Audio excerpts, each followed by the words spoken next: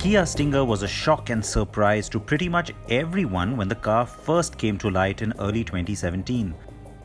The mid-size sports sedan has been designed to establish Kia's prowess and potential by squarely taking aim at the performance set from Germany.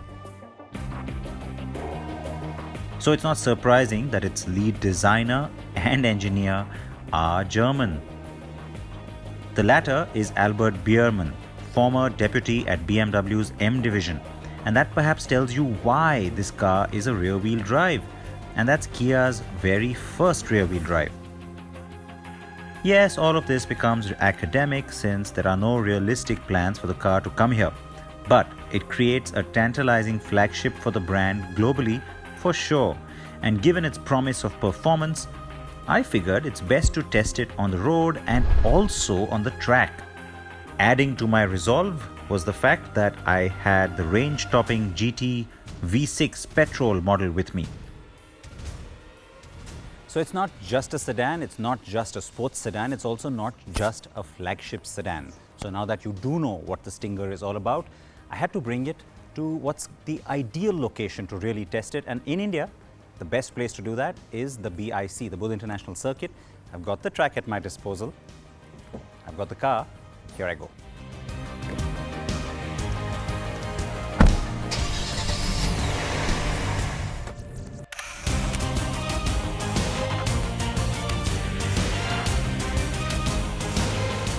I haven't the foggiest why Kia chose to ship one to India in white. I mean, they showed us a red and a white at the Auto Expo. They could have held on to the high chroma red or brought in a micro blue pearl. The red or the blue would have been my choice. Oh well, what can I say? Now, I had already enjoyed driving it in traffic, so it was time for some real fun. Yes, even though it's a boring white.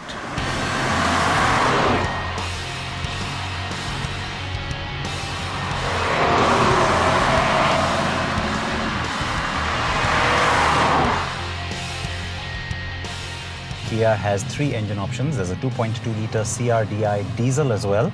Well, the one I'm told not so hot, but there's the 2-litre petrol, and there's of course the 3.3-litre petrol V6 as well, car I'm driving today. And on all three, you can pay more and have the optional all-wheel drive system thrown in as well, but all three of them use the same 8-speed automatic gearbox. The numbers sound good, since the 3.3-litre twin-turbo LAMBDA 2 engine puts out 365 bhp and a massive 510 Nm of peak torque. And that torque comes in as low as 1300 RPM. The transmission is that aforementioned 8-speed automatic.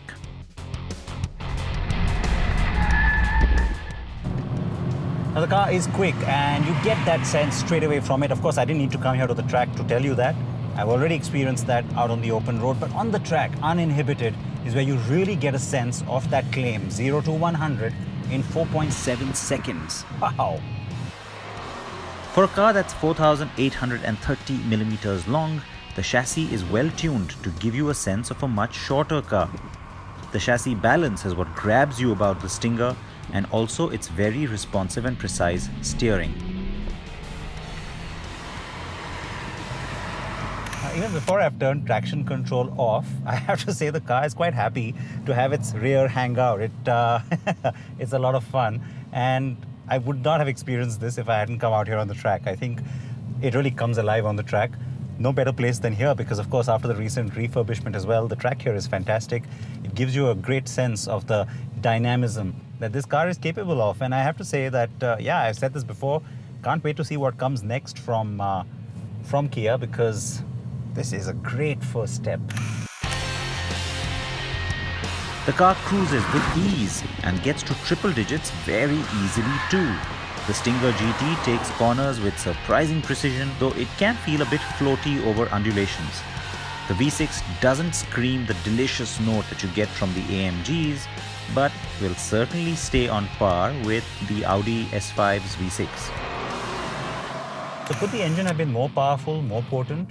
Of course, but then, you know, it is a sports sedan. It's not trying to be a sports car, and it does the job. But Speaking of doing the job, that's almost all you get from the gearbox. I think that's the one big chink in its armor. I mean, out in traffic, I have to say, no real complaints, but it's when you bring it out here to the track that you start to see what's missing. It's just not quick enough. It doesn't keep pace with the rest of what's happening on this drivetrain. Even when you use the paddle shifters, not quick enough. Well, I have to admit, a part of me wanted the Stinger GT to make more noise in sport mode. Speaking of which, there are too many modes on this car. You've got the different drive modes, but I have to say, the car and the driver are happiest in sport mode. Truth be told, all those modes are not a whole lot different from each other. Sport mode is where it stays its stiffest and its noisiest, and that's where I kept it here at the Buddh circuit. Out on the road though, I had tried the other modes. The cabin on the Stinger is what really impresses a lot of people. Now, you could have had better quality when it comes to leather or plastics, but really, what you expect from a brand like Kia, this completely knocks you out because you've got a lot, not just in terms of layout, style, design, and materials, but also in terms of lots of tech, lots of gadgets. So, a really nice digital screen here, about 7 inches, that gives you a whole lot of information that's between the two dials. And the drive modes you're in, the exterior temperature. I mean, there's just a whole lot in there, including a really nice trip computer. The big screen here is a floating style, and it's almost a little difficult to reach when you're driving, which is good from a safety point of view, which means you can't really fiddle with it too much. But again, packed with a whole lot, and the fact that it's a touchscreen, an intuitive one, is also very nice. There's Apple CarPlay, and then of course that screen also tells you the different drive modes. There's a little knob down here that lets you access them. You start with the default, which is comfort. You can go up to sport, and then of course individual or custom, as it's called here, which is the one that lets you completely customize things as per your liking. But there's also eco, where everything kind of dulls out and becomes really boring to drive, but gives you better fuel efficiency. And then there's something called smart. I have to talk about that because that's something new, and frankly it's a nice idea. I'm not sure it really works very well. I haven't spent too much time with the car yet to be able to really judge that. But what it does is it actually responds to your driving style. So it'll give you the most optimal, the most efficient performance without taking away anything that you want from your kind of drive. And so that, I think, is something that could really catch on.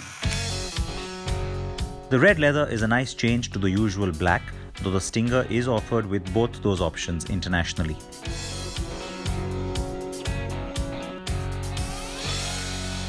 The Stinger GT certainly looks the part of a high-end, well-built performance sedan. The proportions, lines and styling scream quality, and it's in the face that you will find it at its very sexy best. At the back, it's got that typical GT-like profile.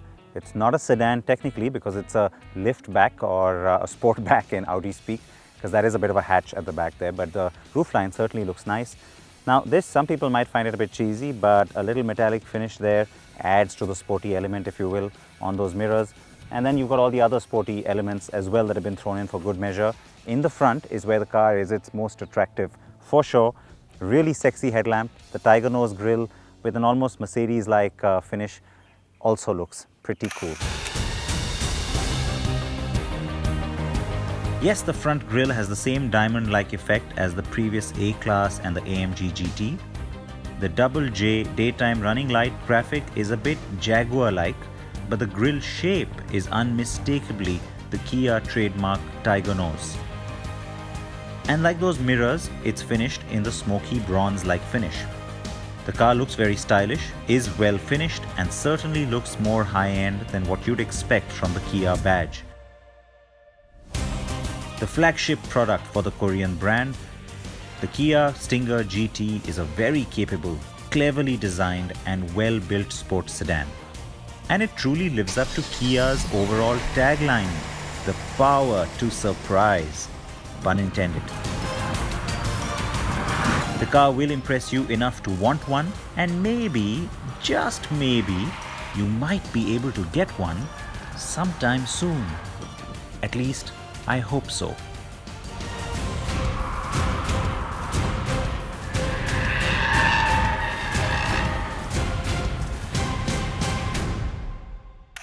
So will Kia bring the Stinger to India? Well, that's a $1 million question, and frankly, no final decisions on that from the company.